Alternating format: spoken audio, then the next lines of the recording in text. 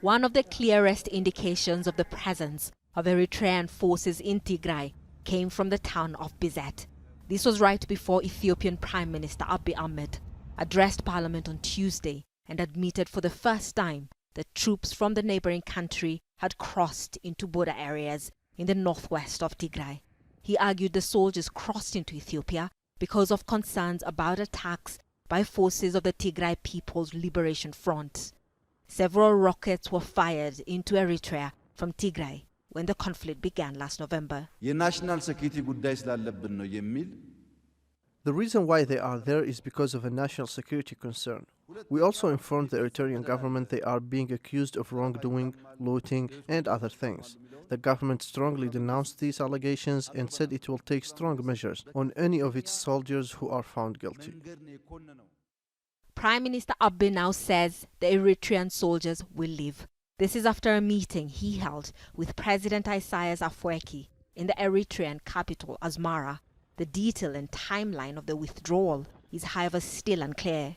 If the Eritrean troops withdraw, and that is if they totally withdraw, which is a big if, then that could mean that it would be very difficult for Ethiopia's federal military to completely crush this rebellion by the so-called Tigray Defense Forces.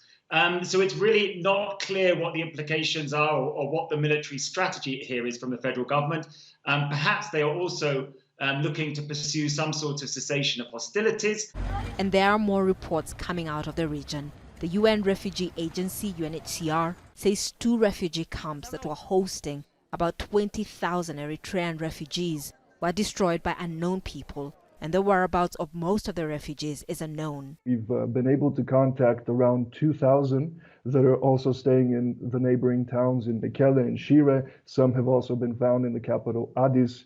But when our teams were able to reach Hitsats and Shimelba, what they saw was in Hitsats, large areas of the shelters leveled to the ground. Our offices, our staff guest house also burned to the ground.